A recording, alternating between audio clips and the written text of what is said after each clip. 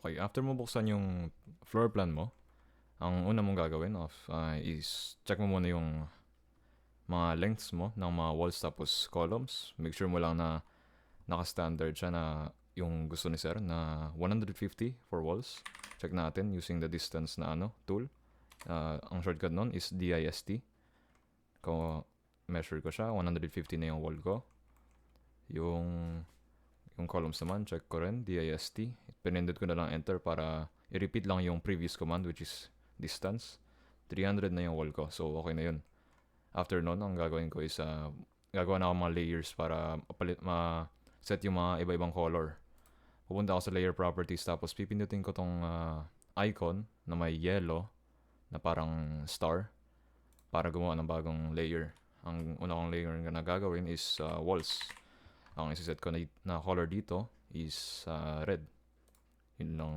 Yun gusto ko. Sabi ni sir kahit ano naman. Pagkatapos ng walls, gagawa ako ng layer para sa doors. Ang isiset ko na color dito is cyan. Tapos windows naman. Ninename ko siya para hindi malito.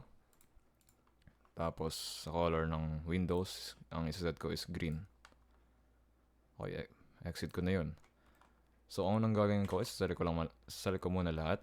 Tapos, pipindutin ko itong may drop down para papalitan ko kung anong layer siya. Pipindutin ko yung walls, since walls to lahat, including yung columns. Same layer na yan. Tapos, pwede na ako magsimula sa paggawa ng mga doors tapos windows.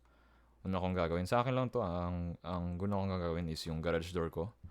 Ang thickness ng garage door ko is 50. Same lang sa mga doors. So, gagawa ako ng rectangle. Shortcut REC. Make sure lang na naka-snap siya para saktong-sakto. Tapos, hindi ko na siya measure. Ang measure ko lang is yung thickness. So, ang siset kong thickness is 150. 150. Tapos, make sure ko lang na naka-snap siya dito sa susunod na wall para sakto siya.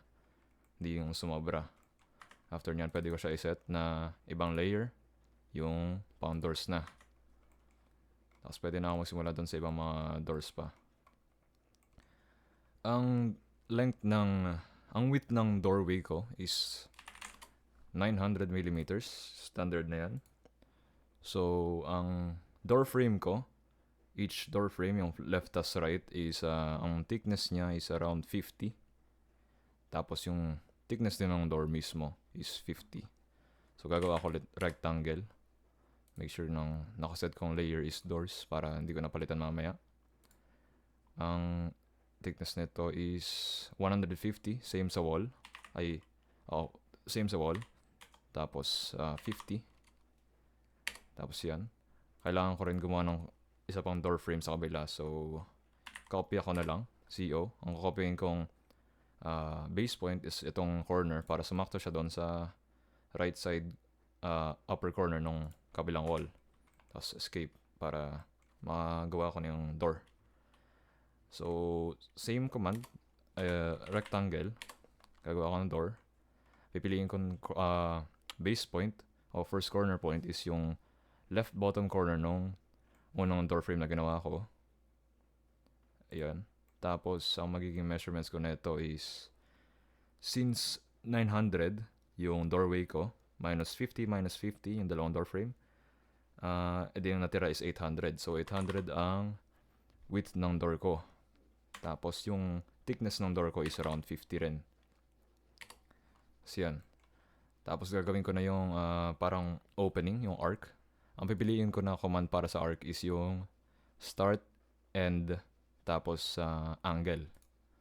Piliin ko yung lower left corner ng door. Tapos upper left corner ng door frame. Tapos ang isiset ko dito, off ko yung muna yung ortho snapping. Ang isiset ko dito is 90 degrees na angle. Yan, nagawa ko na yung una kong door. Tapos pwede ko na ito i-copy. Kailangan ko lang i-rotate kasi gagawa pa ako ng door dito. So, gagawin ko, select ko muna lahat na components ng door. Copy. CO ang shortcut para sa copy. Ang saselect ko na base point is yung upper right corner. Tapos, copy ko muna sa more random. Ayan, escape. Tapos, rotate ko. Rotate ko select ko muna ulit yung base point. Ang gusto kong base point sa upper right corner.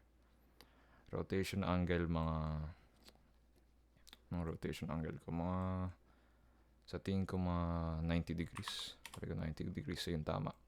Tapos, i-move ko na lang, select ko lahat ulit. Move, ang shortcut dyan is M. Ang select ko dito, upper left corner. Tapos, pwede ko na siya ilagay dito. Tapos, diretso na siya. Ayan, nakaset na siya. Kung delete ko yan, nakasakto naman yan. Ito, sakto na rin naman to eh. Kung i-move ko siya. Di naman siya pumasok sa loob ng column. Ayan, nakuha ko na yung dalawang door dito. Tapos dito, kailangan ko rin ng mga doors dito. 1, 2, 3. Tatlong doors dyan. So, pwede ko yung gawin ulit. Dito, copy ko. Pili na lang ako ng base point. Ideal. Dito, lagay ko dito yung door. Tapos, ang gagawin ko dito, wait, check ko lang muna yung floor plan. Ay, pala yung door. So, ay, pala dito.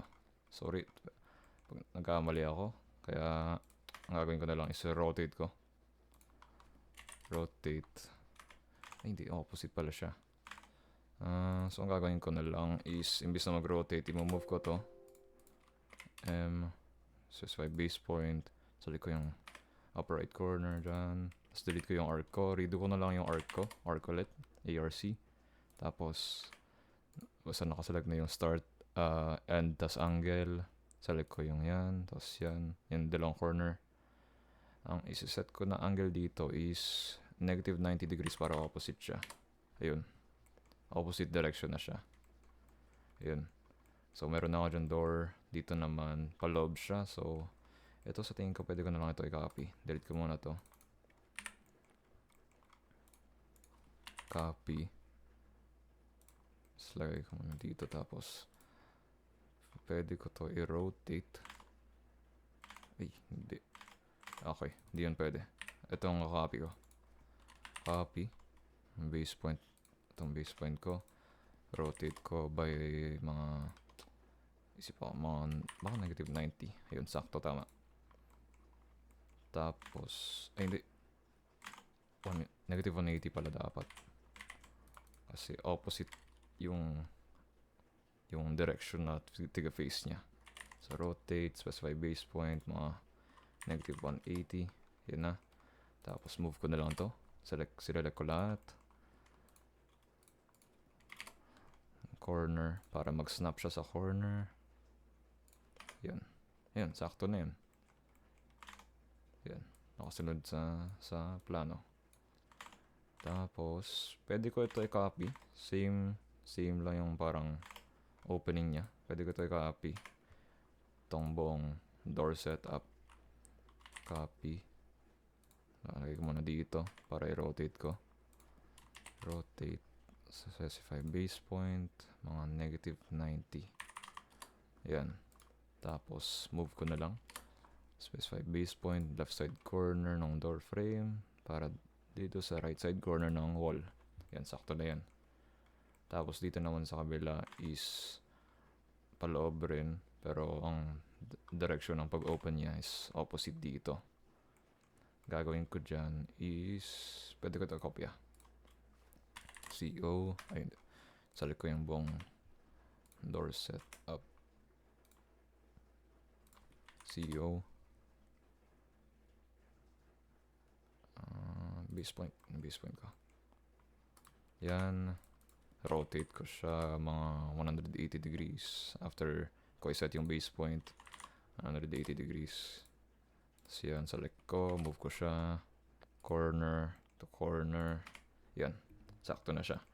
Nagawa ko na yung lahat na doors ko. Ang sunod naman is yung mga windows. Windows, ikaw bahala kung anong width ng windows mo. Basta so far ang thickness niya same pa rin daw ata sa wall. Wala naman ata si sir na in-indicate. Ang pinili ko dito. So meron ditong window. Gagawa ko window dyan. Same command, rectangle lang muna. Pero ang layer is yung windows na. Since naka-center siya dito, tapos ang gusto kong mga width niya is around mga 1,200. So mag-start ako sa center. Gagawin ko muna yung lower half. Tapos ang width, ang thickness niya is 150. Tab. Ang length niya is half of 1,200, 600. Tapos extend ko na lang pataas para equal siya by 600. So total na 1,200. Yan, centered na siya. Wala kasing command na mag-start ka sa center para gumawa ng rectangle. Sunod naman dito. Gusto ko dyan na measurement is around 2,150 divided by 2, 1,075. So, rectangle ulit. Start sa center, hanapin ko. Dapat nag-snap yan sa O-snap mo. Sa O-snap, on mo lang lahat. So, yan yung center. Umpisan ko na.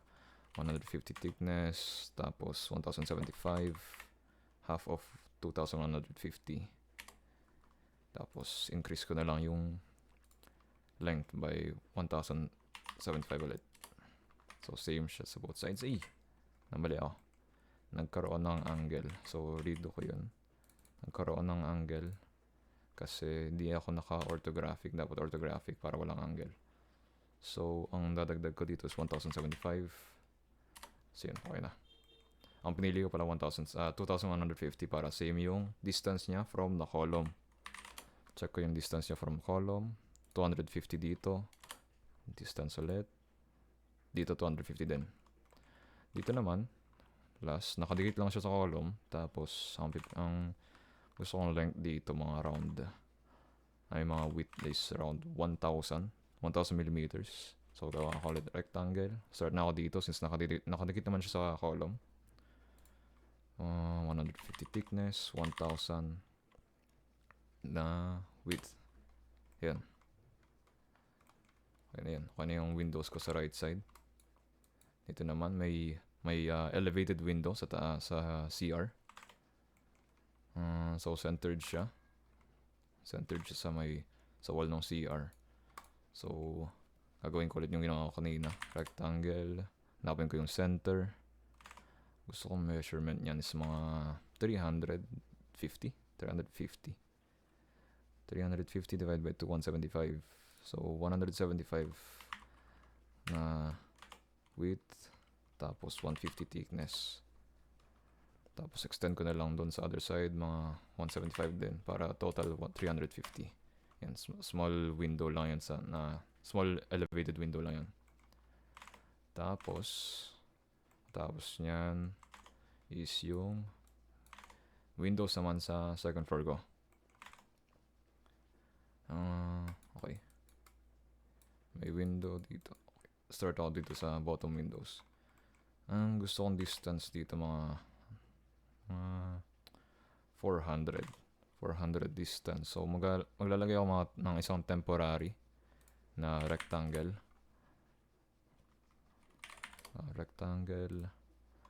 Temporary rectangle, mga 400 ang distance na gusto ko. 1,050. Naglagay ako temporary rectangle para mag-snap na lang siya. Ibis na manual ko hanapin yung 400 na distance. Kasi pag nag-snap, saktong-sakto kasi saktong-sakto yung magagawa kong window. 700 ang gusto kong width para sa window. Tapos save lang na thickness, 150. Set ko na yung layer sa window.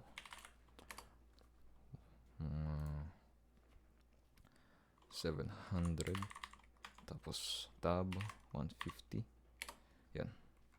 Pwede ko na ito delete. Or, since gagawa pa ako dito, move ko na lang siya. Select yun na polyline na yan na puti. Move ko na lang siya dito. Tapos, yung isang window, symmetrical naman siya dito. So, select ko to. CO, copy. Ang shortcut ng copy is CO. Tapos, select ko yung base point ko na right side corner. Tapos, snap ko sa left side, upper left side corner nung temporary rectangle. Tapos, pwede ko na siya delete yung temporary rectangle. Hindi ko na kailangan. After nun, may window pa dito sa right side na room. Distance from the column, mga around 600. So, parang extra line dito. Oh, may extra line. Sabi ko nga muna i-delete to. Yan. Hindi naman yan necessary. Okay. Okay. Gagawa ko ulit ng temporary rectangle. Set ko yung puti. Since temporary lang naman to. Ang distance from the column, mga 600. Ay, mali. 150 pala to. Tapos 600. Yan.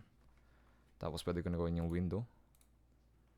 800. Since medyo mas malaki to kaysa dito. So mga 800. Rectangle ulit. 150 thickness. 800 width. Tapos pwede ko na i-delete yung temporary rectangle ko. Tapos dito sa CR, mayroong window ulit. Sa tingin ko same lang naman siya dito. So kopyahin ko na lang to. CO. Ang saselect ko na base point is yung center. Kasi naka-center siya dito. Wala akong malalagay na corner dito eh. So center. Naka-center siya sa wall na ito. So yan. Yan ang midpoint na yan. Naka-snap na siya. So pindutin ko na lang. Tapos na. Yun na yun. Last na window naman. Ito. Sa may stairwell ko. Distance niya is around same lang naman dito sa bedroom. So pwede ko naman kopyahin to. Select ko yan. CO. Select ko yung lower. Hindi. Upper left corner. Upper left corner. Para sa upper wall naman yung upper line ng wall. Yung mag-snap. Tapos yan. Okay na. Nagawa ko na. And tapos na. Yun na yun. Oo. Tapos na.